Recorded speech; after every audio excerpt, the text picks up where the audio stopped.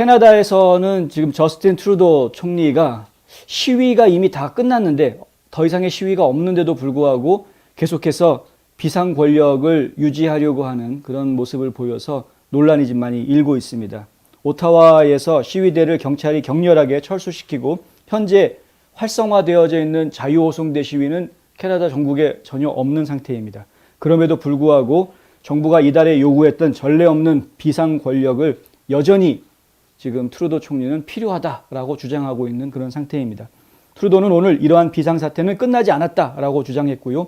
자유호송대 트럭 운전사들이 다시 뭉쳐서 오타와로 돌아올 수 있다는 징후가 보인다를 이유로 내세웠습니다. 그러니까 다시 저들이 시위를 벌일 수 있기 때문에 나는 계속해서 비상 권력을 가지고 있어야 되겠다. 바꿔서 이야기하면 계엄을 선포를 했는데 그래서 군, 경찰 동원해가지고 다 해산시켰는데 저들이 또 시위를 벌일 수 있으니까 계속 계엄을 유지하겠다. 이 이야기인데.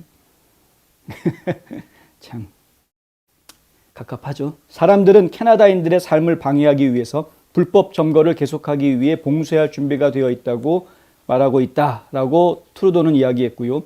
우리는 이 조치가 제자리를 유지할 필요가 있다라고 주장했습니다. 트루도는 비상사태법을 발동하는 것이 필요했다. 법 집행기관은 오타와 시내와 국경 교차로에 보안구역을 설정하기 위해 이것을 이용했다. 그것은 외국 자금이 불법적인 봉쇄를 계속 지원하는 것을 방지했고 우리의 국경을 계속 열어두도록 했다. 그것은 책임감 있는 일이었다. 결국에는 이제 비상사태를 발령을 하면서 전 세계로부터 들어오는 그런 여러 가지 지원 자금, 물자 이런 것들을 다 차단할 수 있었고 그리고 이제 군과 경찰을 동원을 하면서 국경에 이제 다리를 가로막고 있었던 시위대들을 강제 해산시킴으로 해서 결국에는 이제 물류가 다시 소통할 수 있게 해주었다. 뭐 이런 이제 이야기이고요. 그게 꼭 필요했었다라는 이야기죠. 필요했었다라는 것까지는 우리가 뭐 100번 양보해서 오케이 해준다 하더라도 이제 사태가 끝났는데 다 해산됐는데 종결됐는데 앞으로도 계속해서 이걸 유지하겠다라는 게 그게 지금 이해가 안 되는 거죠. 트루도는 시위 도중에 오보와 잘못된 정보의 홍수가 캐나다를 휩쓸었다고 불평하면서 자유호송대가 캐나다의 민주주의를 불안정하게 하기 위해서 충격적인 양의 해외 자금을 받았다라고 이야기했습니다. 그런데 이거는 이렇게 이야기하면 안 됩니다. 그러니까 충격적인 양의 해외 자금이 몰려들 정도로 그럴 정도로 자유의 문제는 중요한 문제였다는 것을 알았어야 되는 건데 깨닫지 못한 겁니다. 안타깝지만 사실은 그러한 모습들을 보고 야, 이 자유호송대가 도대체 뭐길래 사람들이 이렇게 많은 돈을 며칠 만에 한꺼번에 모아서 이걸 주느냐. 야, 이거 대단하다. 이런 응집력이 어떻게 해서 나올 수 있는 것인가? 저들이 가지고 있는 메시지가 뭐길래 이걸 봤어야 했는데 그걸 보는 게 아니고 그냥 순전히 마치 지금 바이든 정부가 마음에 안 드는 사람들을 다 국내 테러리스트로 보듯이 지금 자유호송대도 그렇고 자유호송대를 지원해 주려는 사람들도 전부 다 국내 테러리스트 보듯이 본 거죠.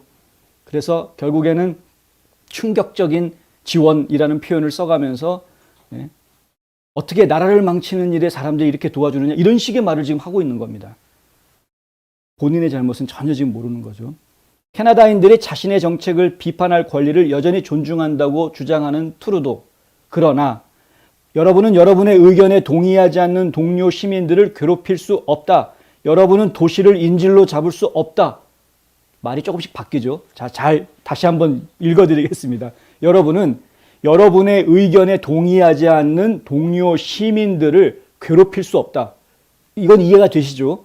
예, 서로 의견이 다르다고 서로를 괴롭힐 이유는 없는 겁니다. 다른 생각을 가지고 있을 뿐이니까. 서로 다른 생각을 가지고 같이 살고 있는 게 이게 사회의 자연스러운 모습 아닙니까? 그런데 그렇다. 여기는 이해가 되는 말인데 그 다음에 나온 말이 이해가 안 되는 말이죠. 여러분은 도시를 인질로 잡을 수 없다.